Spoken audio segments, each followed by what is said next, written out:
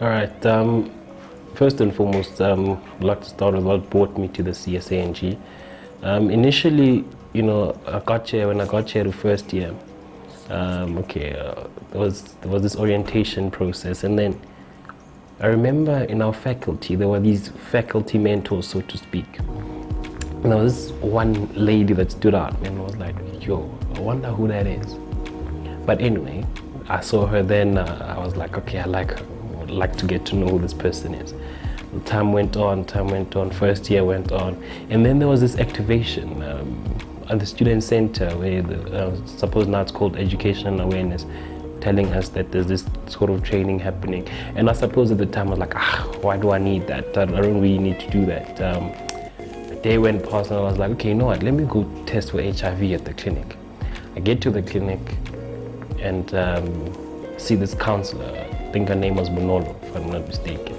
And then we went on with the session. At the end of the session, she started telling me about how there's this 8-week training happening at the CSANG. We talk about ABCD, and I was like, okay, you know what? What is this thing all about? Let me go check it out. So I go sign up. As I walk up the stairs into the center, I see that girl from orientation again. I'm like, nah. Why is this girl following me? Welcome to the CSA. Oh wow. I saw this girl. Apparently, she was a trainer. Only to find out she's actually a trainer at the CSANG. So I was looking at the roster, at the sign-up sheets and so forth, and she was standing behind me and she's like, "Yo, sign up for that slot. And I'm like, oh, okay, so which means it's her slot. But anyway, initially that was what brought me to the CSANG, and I only signed up because that girl was the trainer for that session. And I think going into the session was that my mindset was rooted in a lot of culture, It was one way, it was passive, it was aloof. I think growing up in rural Eastern Cape, you're not exposed to all the dynamics and different types of people that are around and the different ways of them living life. You're strict and you follow certain rules, and that's that for you. If you come in a strict Christian home that believes in a lot of their cultural beliefs, you're not welcoming to other things of sexuality and gender and HIV and AIDS and so forth. So for me, my mindset was quite set and stern in what I believed in, and I did not want to open up to other kinds of people. For example, this whole notion of not being patriarchal. For me, I always grew up in a setting where this is what men were, this is what men are supposed to do, and that's what women are supposed to do. And that for me was it. I think it was quite difficult having to sit in a room full of other students and engage with them on matters of what are men's responsibility and their roles in society and where we stand in society. I think I was always that guy who played the devil's advocate, so to speak. I always brought in that whole dynamic but I feel like men are supposed to be at the top, or are supposed to act in a certain way and women to be submissive. So I think that's where my mindset was before the whole training. And during the training, there's a whole notion of bringing in sexuality, and that who you sleep with does not define your sexuality and so forth, and how you can sleep with a man and a woman and not define yourself as gay. For me, that was like, really, that cannot be the case. If you sleep with a man, you're gay. If you sleep with a woman and you're both women, you're lesbian. You can't tell me now you're not lesbian if you choose to sleep with women and that it's a sexual preference, And I think for me, that's where the whole shift started beginning. That's where I started seeing things differently, and the whole notion of not being patriarchal and sort of looking at aspects of feminism. I think that's where I started as well, being intrigued by feminism and engaging more with the members in the group on what this whole feminism was about. I remember for the first time during the training, I heard of the whole free the nipple thing. I was like, what is this free the nipple thing? So for me, I think that's when I first realized my track of thought and how I perceive things was starting to change, and that it's not all so set in stone and not everything is fixed in how we do things in my culture. There are other people out there who have different views and different opinions, and they live life differently. For me, I was extremely homophobic, so to speak. You know, I did not believe that a man should be sleeping with another man. As a result, I was very discriminating towards them, and I think it was during that period of training that I started seeing some humans in them, and not being so discriminating or dismissive of their sexual preferences. And I think that's at that point when I started actually engaging with them and probably being friends with them, getting to understand why a person would choose, you know, to sleep with another man. I suppose I had whole believed that you can never be born gay, you know. So I think that was one of the major debates I had with the people I was doing training with, and that's where different opinions started going and flowing around the room, and people sharing their views of how a person should conduct themselves, and what I believe in does not necessarily have to be what the next person believes in. You know, with regards to my current mindset, up against my previous mindset before the whole training, I think it brings around a whole new narrative in how I reason, you know, with people's differences, and how I'm able to take my views and then the next person's views, and I be able to see the similarities in the way how they seeing things and how I'm seeing things. So I think as a point of departure for me, how my current mindset is of being more receptive to what people say rather than dismiss what they say. I think I'm more open-minded than I used to be, very boxed in my thinking and narrow-minded, and for me it was all about protocol or tradition. This is how things should be. I followed the norm, so to speak, in my tradition, and I did not identify for myself an identity in which I could think, a way that I could perceive things, in a way that I could dissect things. So I think the difference between the two is that I'm now very more open-minded. I'm not so discriminative again. So as I mentioned earlier, towards people in that LGBTI community, you know, right now I see that their way of life, they're enjoying it, they prefer it, and for me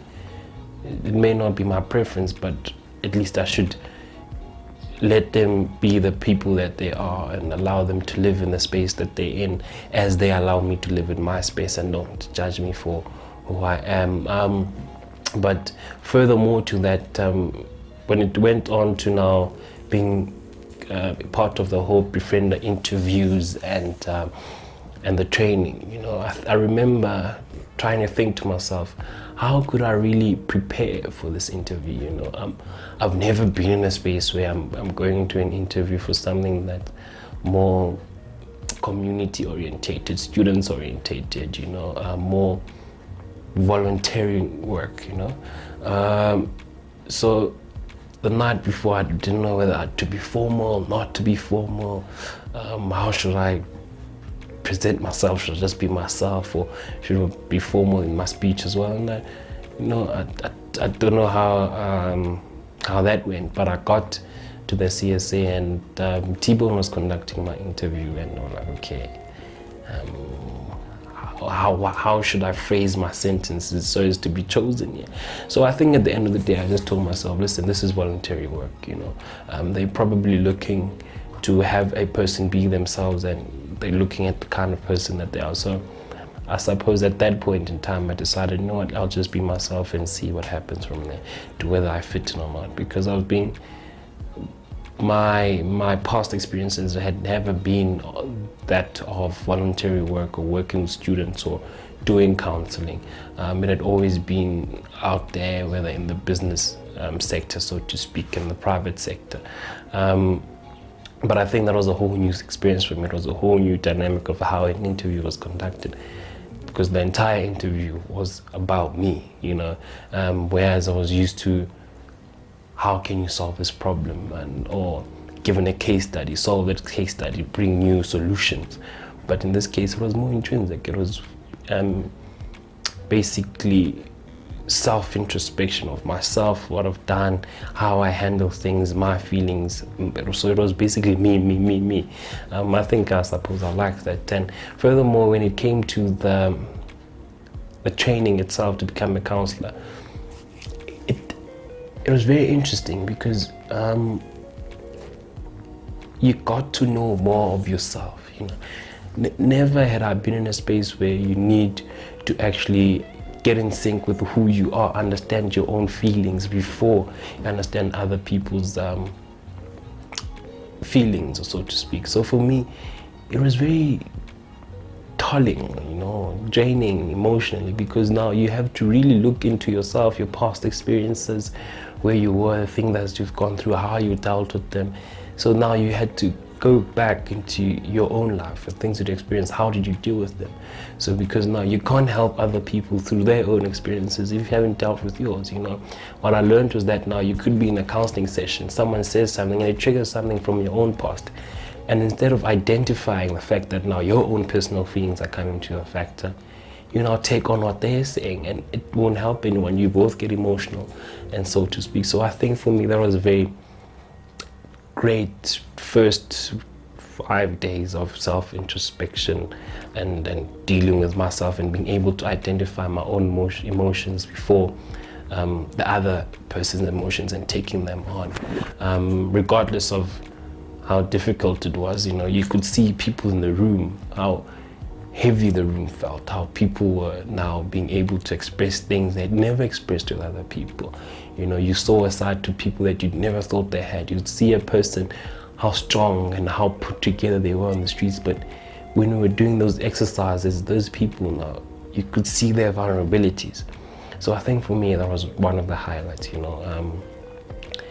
besides the fact that I think during that training I had met a person that I really liked, and at the same time, hopefully, I got to know her even way before speaking to her on a personal level, and post the whole training and post being befrienders.